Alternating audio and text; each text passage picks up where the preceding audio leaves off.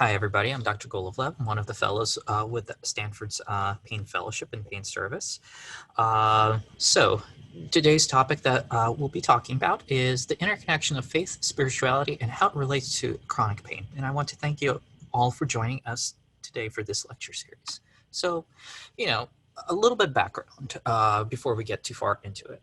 So I wanted to talk a little bit about the burden of chronic pain in the U.S. And surprisingly, the burden of chronic pain in the U.S. is very high. The CDC estimates that about 1 in 5 people suffer from chronic pain in the United States, and 8% of those 8% of the U.S. population is affected with high-impact debilitating pain, which is pain that significantly and severely interferes with their ability to take care of themselves, engage in activities of daily living, and really be engaged in the community. And what I think is also important is to consider what is really considered the definition of pain. And I really do like to present the International Research Society of Pain definition, which is pain is defined as an unpleasant sensory and emotional experience associated with or resembling that associated with actual or potential tissue damage. And there's a couple things that I really, really like about this definition, and this will tie back into our discussion today about faith and spirituality, in that one of the key elements of pain that is discussed in this definition is the emotional aspect. And this emotional aspect is probably one of the most vital elements of the experience of pain, because that very much colors and shapes our perception of how pain affects us. What does a pain mean?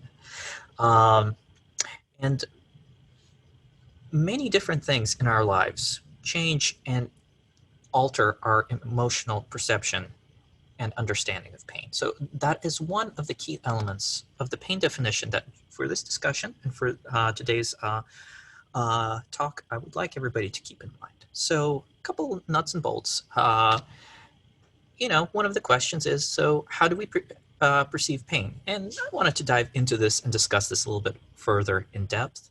And this is just supposed to be a very brief general overview of mechanistically, how does the human body perceive pain?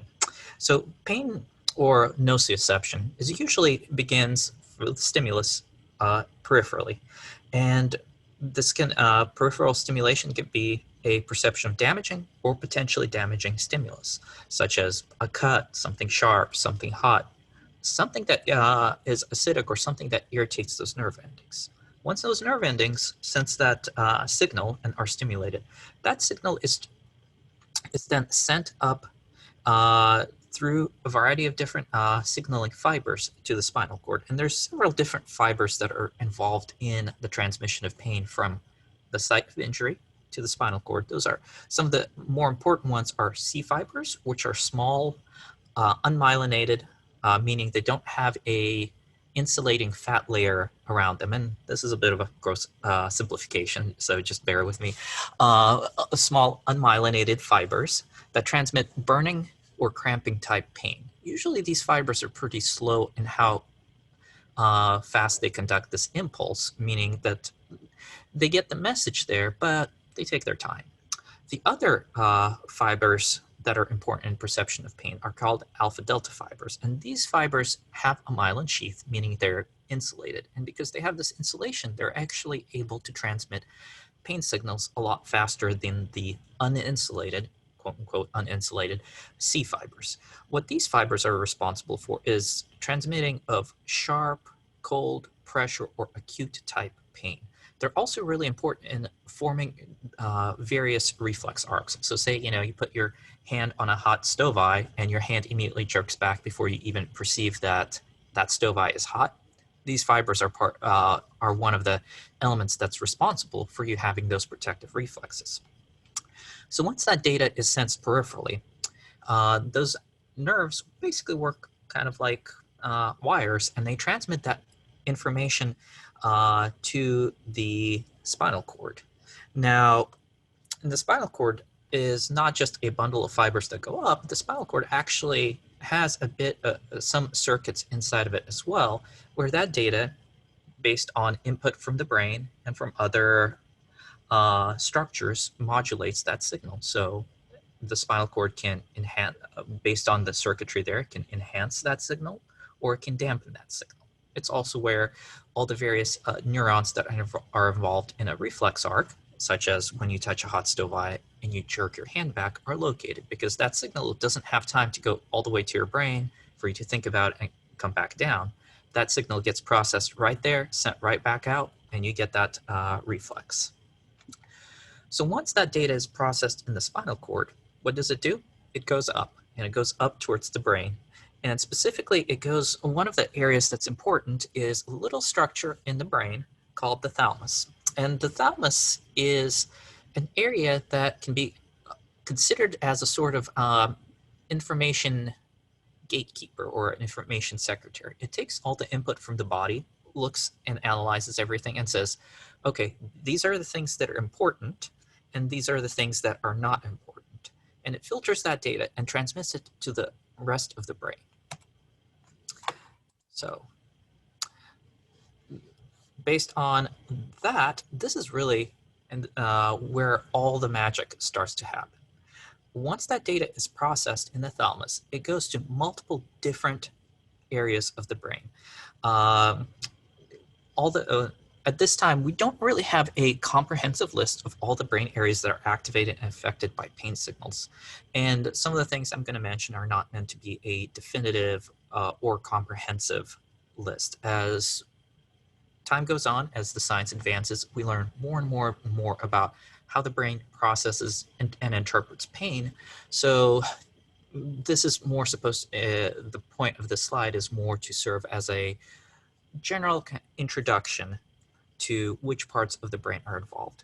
Some of the sites of interest that this pain signal, once it's processed by the thalamus, are the amygdala, which is responsible and implicated to be important in learning; the insula, which is an area that is responsible for assigning the emotional response to pain; the hippocampus, which is an area of the brain that's thought to be responsible for formation of memory and also related to our ability to remember and recall; the somatosensory cortex, which is very much responsible for the act of perceiving pain and of sensing sensation from the rest of your body; the prefrontal cortex, which is an area of the brain that's responsible for planning and executive function, as well as some other structures in the basal ganglia that are responsible for forming the response to pain, such as globus pallidus, which is a little structure that helps with coordination. So I want to take a little segue to this painting on the Sistine Chapel by Leonardo da Vinci. This is an excerpt out of one of the many paintings within the Sistine Chapel on the roof of it, and this one is titled "The Creation Adam by God." And I do very much like this painting for a multitude of ways. So you have the Christian God displayed here as a white-robed older male reaching out to Adam, which is not seen on screen. And the two figures seem to be in mirror images to one another, God reaching out to Adam and Adam reaching back out to God. And you see all these angels surrounding God. Now, the reason I chose this painting, and I think one of the art history elements that I think is very interesting, is you see God and you see the 12 angels around him in this cloak, and they come together to produce this motion that is then reflected in man. And one of the interesting theories is Leonardo da Vinci was very much involved, anatomist, and several people have pointed out that the overall structure and composition of this looks like a human brain.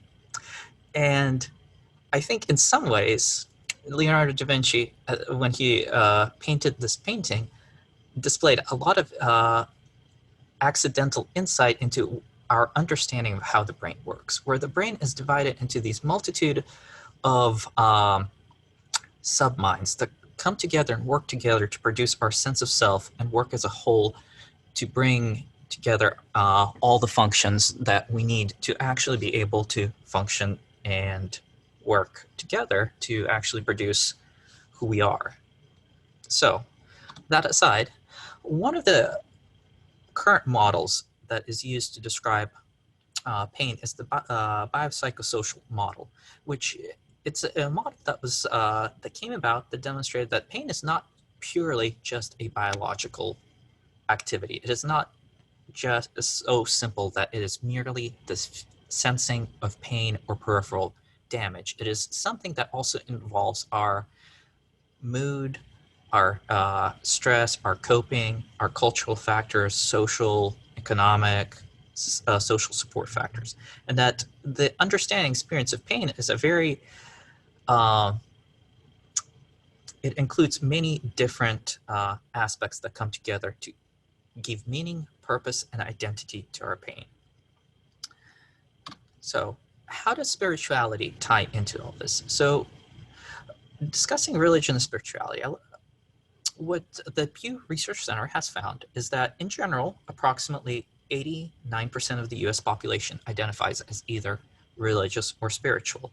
And that religion or spirituality is a major component of many people's lives. They did also find one interesting association that religiosity and spirituality based on education level tends to decline. Um, that said, I want to revisit this as the reason is that one's spirituality or religion can be a major influence on both our psychological state as well as our social environment. And that psychological state and social environment can have a significant impact on how we experience and how we perceive the experience of pain. As far as time has gone on, there's been a general downward trend in people who identify as religious and spiritual. However, there's been a concomitant increase in people who identify as spiritual but not necessarily religious. So, in so many words, what this is saying is overall, while fewer people subscribe to a singular organized religion, about an equal number of people still subscribe to some sort of religious or spiritual belief. And overall, this trend over the past 5 years, when the Pew Research Center conducted the study, appears to stay fairly the same, that the same number, same percentage of people still identify with either a religious or a spiritual view. So, another question is religion and spirituality the same thing? Maybe, maybe not. There's an increasing number of studies that show a broadening view that they're related and overlapping, but are not necessarily the same. And in some ways, it depends on how you define them. Spirituality can be expressed as a belief in a transcendent physical state, belief in a higher power, in God, nature, art, music, family, or community, and all the things that give people meaning to their life. Religion is very similar. However, religion, I would argue, has more elements that have a more formalized belief system and include a central belief in a central deity or deities and shared communal practices that are shared across the community and across people who identify themselves with a particular faith. So, the question is, the religion and spirituality fit into the biopsychosocial level of pain? As mentioned at the beginning, our religion or spirituality, and I'll use the terms somewhat interchangeably during the rest of this presentation, is an important component of both our cultural and social backgrounds. As mentioned, 89% of the US population identifies as either religious or spiritual. And having this background, having this large shared communal background, very much changes and modulates how we perceive pain, how we perceive the meaning of pain, because it is a lens that many people have that affects how they view the world, how they view their pain, how they view everything around themselves, even consciously or subconsciously. And it is this view of life and this religious and spiritual view of life is something that's actually been recognized for a while in the palliative care literature as contributing to the management of pain. The caveat for this talk with citing that is obviously palliative care tends to deal more with end of life issues and treating pain at the end of life, whereas with chronic pain, generally we very seldom deal with pain at the end of life and more deal with ongoing pain that impacts life. So, to that end, as far as how religion and spirituality affects chronic pain, there's been a number of studies that show that once religious and spiritual religiousness and spirituality impacts the experience of pain. For example, in the palliative care literature, it's been shown that engagement in religion or spirituality, and just I forgot to mention one of the acronyms I use is R/S for religion spirituality in the interest of saving a little space on the PowerPoint slides. So with that aside, it's been shown in palliative care literature that general engagement in religious or spiritual practices generally correlates to better control of whole body pain. Likewise, this is an area that's been steadily studied for a number of years, and every year there's approximately 50 studies that come out demonstrating the impact of religion and spirituality on chronic pain, with a body of literature at this point exceeding over 1,000 articles describing the multiple facets and the interaction of religion, spirituality, and pain. So, what are the impacts of religion on the perception and experience of pain for most people? In general, most studies do show that religion and spirituality is a positive coping mechanism for pain. And this is an interesting view that's over the past several years has evolved and changed. Initially, religion and spirituality was seen as a very passive coping mechanism. But with increasing studies and increasing research into this, it's been shown that this is actually a active coping mechanism.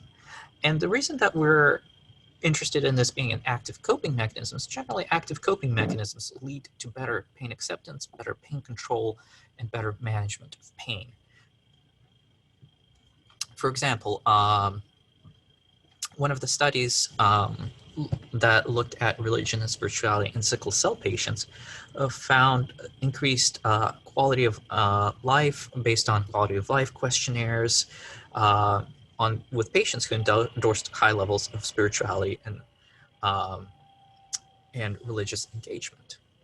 Other studies demonstrate that while patients who report higher degrees of engagement in religion or spirituality may not have reported better pain scores on a 0 to 10 scale, but nonetheless they reported significantly higher functional outcomes, better pain acceptance, less interference of their pain in their everyday life. And yet other studies have shown that there's an inverse relationship between religious and spiritual engagement and pain catastrophizing, meaning that people who are actively engaged in religious or spiritual practices have less pain catastrophizing, and that this is generally considered a beneficial coping mechanism. Now, going on to the next slide, is religion and spirituality always beneficial for chronic pain? And there is a caveat in that in the studies that I've come across and that I've read, a lot of it actually depends on how one views God. And in this part, I will be primarily talking more about religious views as it relates to pain, since there's been more studies that have been published along that axis versus discussion about spirituality as it relates to pain. So, the caveat is that patients and people who have a positive view of God as benevolent, loving, accepting, generally had better pain acceptance and better functional outcome, and overall had better outcomes on questionnaires and as well as functioning. Unsurprisingly, for patients and for people who saw God as vindictive or absent, usually correlated with worse coping, higher catastrophizing, and actually they had worse pain scores, more catastrophizing, and worse outcomes than people who endorsed no religious view whatsoever. Since in some ways, you know, if you have a very secure relationship with God and you see God as caring, as loving, that it is somebody you partner with for your pain needs. In general, it's not only it's a good coping mechanism, but it actually does improve your function. It may improve your pain, and it improves how much you're really able to do, how much you're able to continue living life and not have pain dominate your life.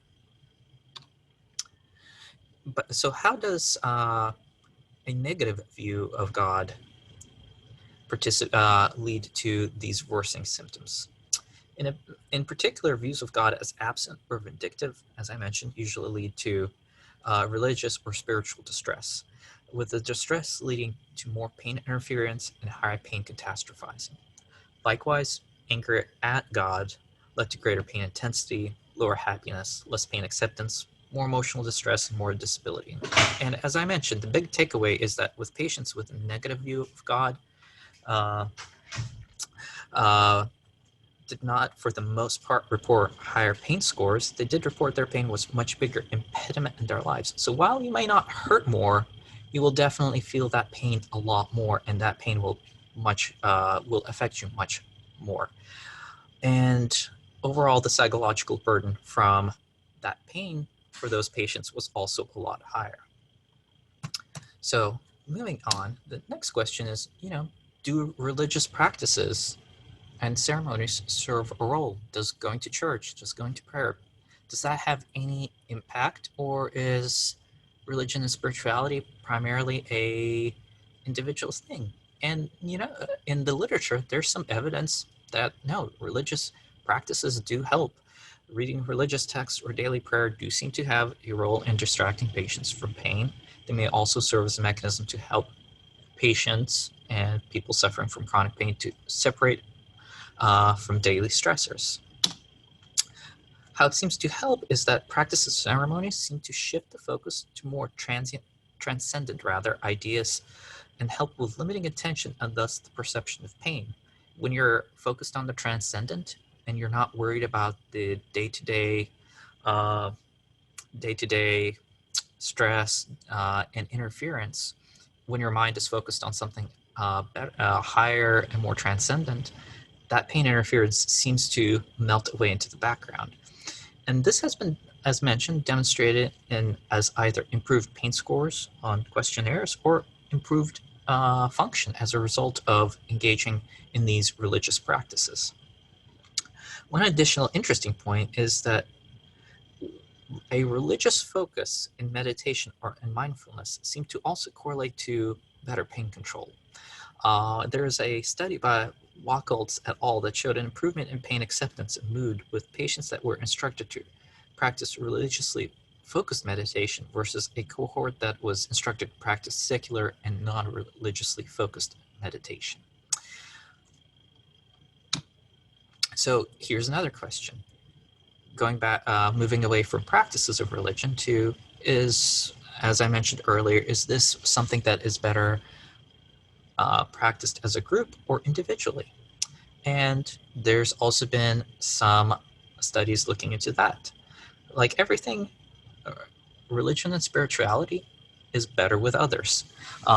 We're social animals. We enjoy spending time around one another. And likewise, we enjoy doing things that we love with other people who enjoy doing the things that we also enjoy. And likewise, religious and spiritual practices that are engaged with a group seem to have an enhanced benefit versus religious and spiritual practices that are practiced individually. An example of this was a study in African Americans with sickle cell who attended church 1 to 2 times a week versus those who did not engage in group religious or spiritual practices. And the group that regularly attended church had better coping with pain. Their pain scores, while they were the same, the group that regularly attended church had less interference from pain. And the suspected mechanisms of how that's been helpful is a reduction of social isolation, expansion of support community, and increased physical activity. That said, you can also make an argument that those people who are well enough, for whom their pain was not as much of an interfering problem in their lives, were more able to attend church. So this is more of a correlation, not necessarily a causation study. And as with everything, you can make the argument that those people who were able to engage in group religious practices potentially may have had better pain control and better management of their symptoms. And I think that it's fair. So I know that we've talked a lot about how on surveys, how discussing with people and other individuals, how their religious practices and engagement in religion and spirituality is helpful. The one other question that probably comes up is, look, is there any actual biological basis to any of this? And surprisingly, that's also been looked at and studied. So they did one of the studies looked at 12 practicing Catholic nuns and 12 non-practicing, non-spiritual participants. Uh, for this study, they looked at an fMRI imaging, which is functional MRI imaging, which allows us to look in real time which parts of the brain are active or more active versus others. So in this study, they placed these participants in an fMRI machine, which monitored which parts of their brains are active, and applied an electric shock to them that was uncomfortable. Now, to test whether or not a religious image or religious thought had an impact, both of these groups were shown either a picture of the Virgin Mary or a picture of a generic female portrait while they received these electrical shocks. What they found was that nuns, one, on the subjective, the nuns reported lower pain with electric shocks when viewing the picture of Mary versus when they were viewing a picture of a generic portrait. Likewise, the non-religious, non-spiritual participants did not report any improvement in or better control of their pain and perception of pain when viewing either or.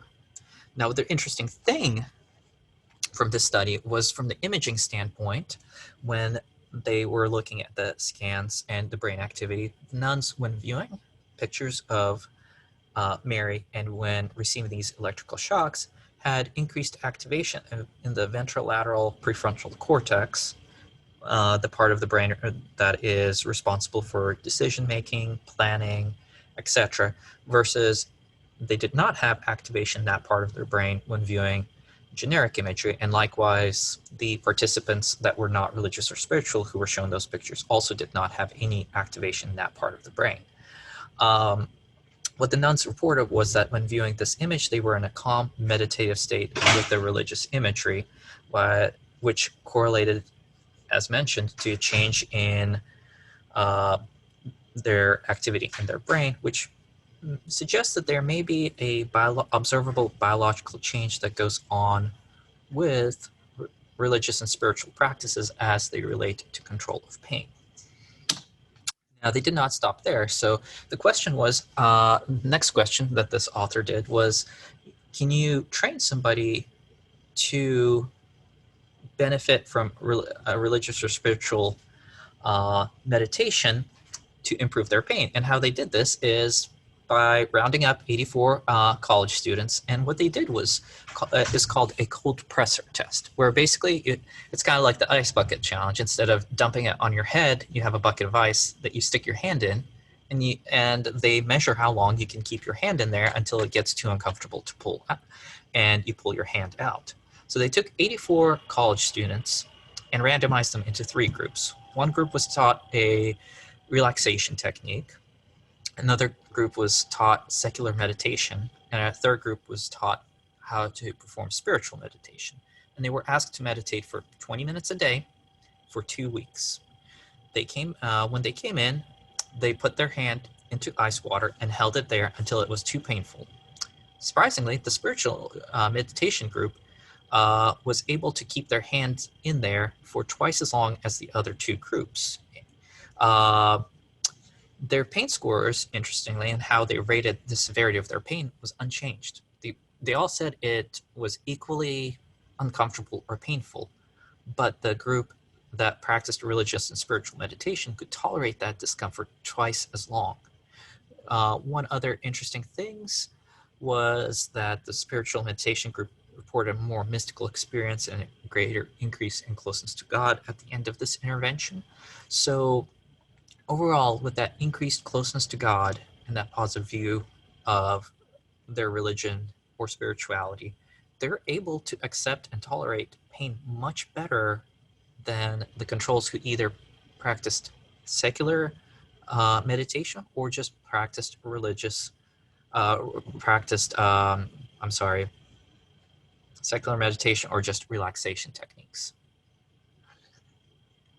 So, the question is, okay, that's good and all that maybe you can train somebody to meditate and focus on faith, and that can relieve a painful stimuli. Can this actually be applied to somebody who experiences chronic pain? Because in both of these prior studies, it was very much an acute pain.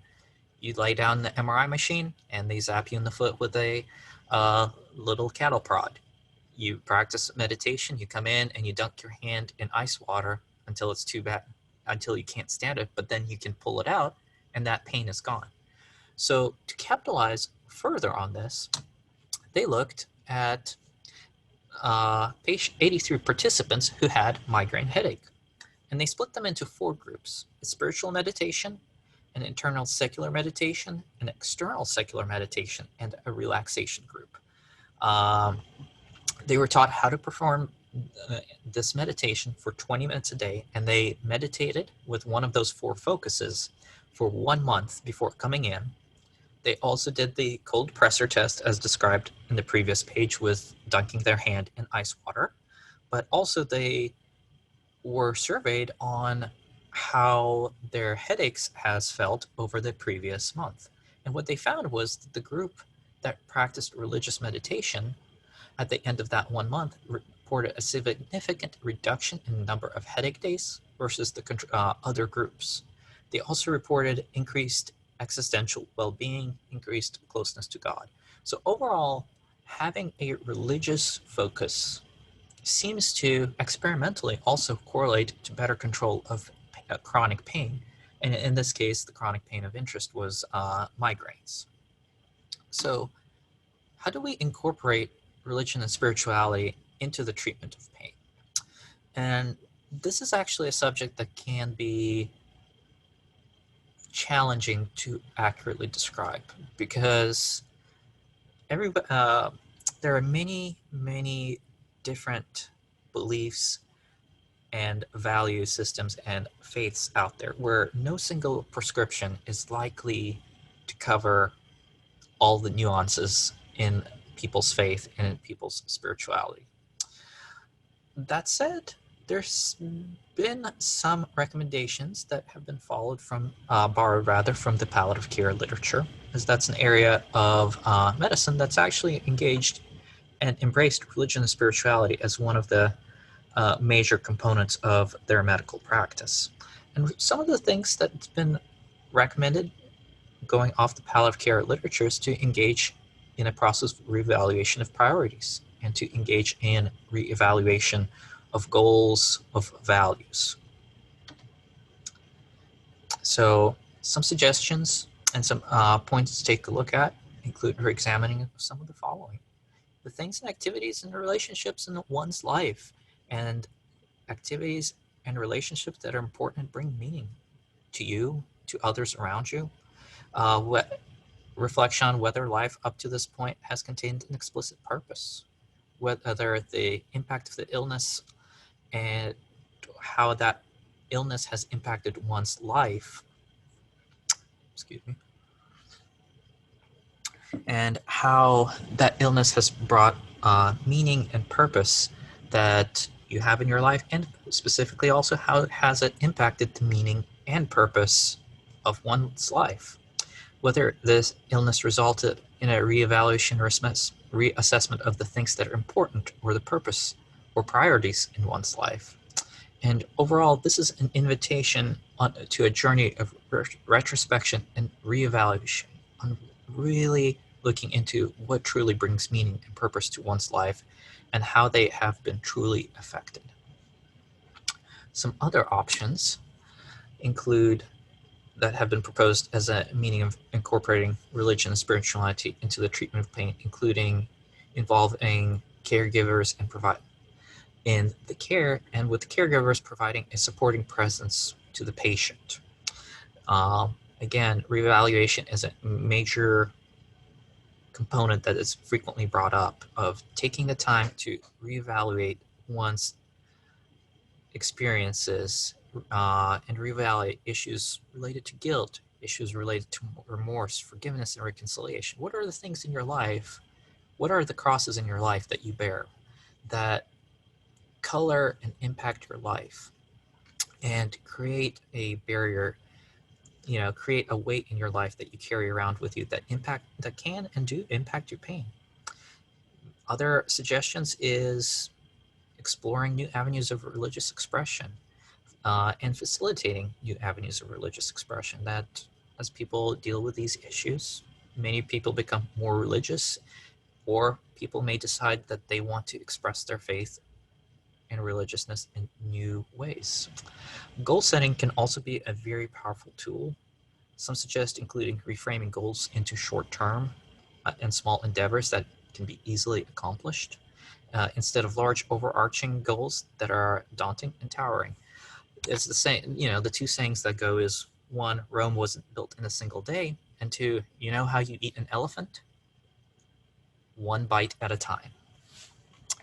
And likewise with this, setting small goals that can be easily accomplished, that you can engage in, that you can have small measurable achievements day in and day out, that you can achieve those small goals and continue to move forward instead of looking at this one insurmountable goal where it seems almost incomprehensible that one might accomplish it, that cause you to give up. Lastly, exploration of expressive and introspective religious and spiritual practices such as meditation, guided imagery, music, reading, poetry, and art have also been suggested as ways as one can explore and engage in new avenues of exploring one's religion and spirituality. The conclusion is that there's not really any one singular right way to engage and explore one's religion and spirituality.